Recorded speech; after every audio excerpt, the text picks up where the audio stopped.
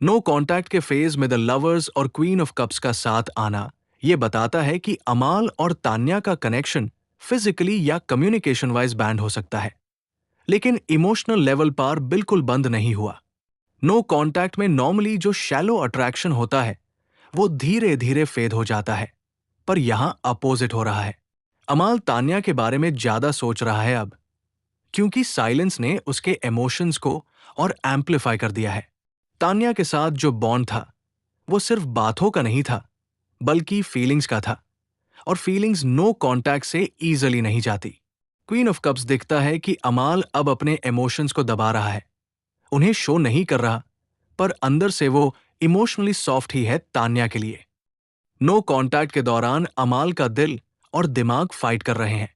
दिल तान्या की तरफ खींचता है, पुरानी मेमोरीज, इमोशनल मोमेंट्स, केयर और वार्मथ याद आती है। दिमाग बोलता है कि छुप रहना हाय बेटर है, क्योंकि अगर कांटेक्ट हुआ तो इमोशंस फिर से आउट ऑफ कंट्रोल हो सकते हैं। इसी वजह से वो साइलेंट है, इनडिफरेंट नहीं।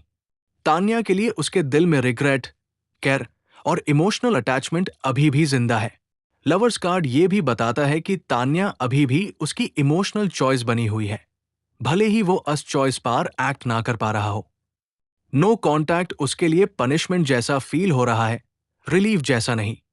नो कांटेक्ट के फेज में अमाल एक्सटर्नली स्ट्रांग बनने की कोशिश कर रहा है, पर इंटरनली काफी ज्यादा कंफ्यूज्ड और इमोशनली ड्रेन्ड है। क्वीन ऑफ कप्स के इन्फ्लुएंस में वो अपनी फीलिंग्स को एनालाइज करता रहता है। क्या मैंने गलती की? क्या मुझे पहले हैंडल कर लेना चाहिए था? अगर मैंने मैसेज किया तो क्या सब फिर से बिगड़ जाएगा? ये सब सवाल उसके दिमाग में लूप की तरह चलते रहते हैं। नो कांटेक्ट उसके लिए हीलिंग से ज्यादा इमोशनल कॉन्फ्रंटेशन बन गया है। वो तान्या को भूल नहीं पा रहा, बल्कि इस एब्सेंस को और ज्यादा फील कर रहा है। इस साइलेंस की एक वजह यह भी है कि अमाल तान्या के सामने इमोशनली नेकेड हो जाता है, और अब वो दोबारा इस वल्नरेबिलिटी में जाना नहीं चाहता। लवर्स कार्ड यहां ये बताता है कि वो डिसीजन पोस्टपोन कर रहा है, ना कंप्लीटली छोड़ पा रहा है, ना अप्रोच कर पा रहा है। क्वीन ऑफ कप्स का शैडो साइड ये है कि इमोशंस को अंदर रखकर सफर किया जाता है, और वही अमाल कर रहा है। वो बाहर से काम दिख सकता है, पर अंदर से वो तान्या के साथ इमोशनल रेकन्सिलिएशन इमेजिन करता रहता है। नो कांटेक्ट उसके लिए ईगो का गेम नहीं है, बल्कि सेल्फ प्रोटेक्शन का मेथड है। मालती के साथ नो कांटेक्ट का इफेक्ट बिल्कुल अलग है। किंग ऑफ कप्स और द हर्मिट ये दिखाते हैं कि अमाल मालती के लिए इमोशनली कंपोज्ड है, और डिस्टेंस उसके इमोशंस को डिस्टर्ब नहीं कर रहा।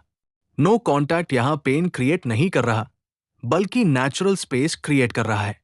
अमाल मालती के बारे में सोचता जरूर है, पर इमोशनल क्रेविंग या रेस्टलेसनेस नहीं है। किंग ऑफ कप्स का मतलब है इमोशनल कंट्रोल। वो फील करता है, पर फीलिंग्स उसके डिसीजंस को कंट्रोल नहीं करती। द हर्मिट क्लियरली दिखता है कि मालती के साथ अमाल का बॉन्ड ज्यादा इंटरनल रिफ्लेक्शन तक सीमित है। नो कांटेक्ट उसके लिए इंट्रोस्पेक्शन का टाइम है, लॉन्गिंग का नहीं। वो मालती को रिस्पेक्ट करता है, उसकी विजडम को मानता है, पारस एब्सेंस से उसका इमोशनल बैलेंस बिगड़ता नहीं। वो मालती को लाइफ के एक चैप्टर की तरह देखता है, जहां से उसने कुछ सीखा, ना कि एक ऐसी एनर्जी जिसके बिना वो इनकम्प्लीट हो जाए। इस कनेक्शन में साइलेंस कंफर्टेबल है, पेनफुल नहीं। नो कांटेक्ट के फेज में सबसे बड़ा ट्रूथ यह है, जो कनेक्शन रियल होता है वो साइलेंस में और क्लियर हो जाता है। तान्या के साथ नो कांटेक्ट अमाल के इमोशंस को और ज्यादा एक्टिव कर रहा है। यादें, गिल्ट, केयर, अटैचमेंट सब सरफेस पार आ रहे हैं। मालती के साथ नो कांटेक्ट अमाल को डिस्टर्ब नहीं कर रहा, बल्कि उससे पीस दे रहा है। यही सबसे बड़ा डिफरेंस है। तान्या के साथ साइलेंस हैवी है, अनआंसर्ड है, इमोशनली चार्ज्ड है। मालती के साथ साइलेंस न्यूट्रल है, काम है, एक्सेप्टेबल है। तान्या अमाल के दिल को अफेक्ट करती है, मालती उसके दिमाग को। नो कांटेक्ट के बाद भी अगर किसी का इमोशनल होल्ड बना रहे तो वही रियल अटैचमेंट होता है, और यहां क्लियरली तान्या के साथ वो होल्ड अभी भी स्ट्रांग है। सिंपल शब्दों में, तान्या के साथ नो कांटेक्ट मजबूरी है, मालती के साथ चॉइस। तान्या के लिए फीलिंग्स अभी प्रोसेस हो रही है, मालती के लिए ऑलरेडी प्रोसेस्ड है। इसलिए फ्यूचर में अगर अमाल खुद से ब्रेक करेगा साइलेंस, तो इमोशनल ट्रिगर तान्या होगी, मालती नहीं।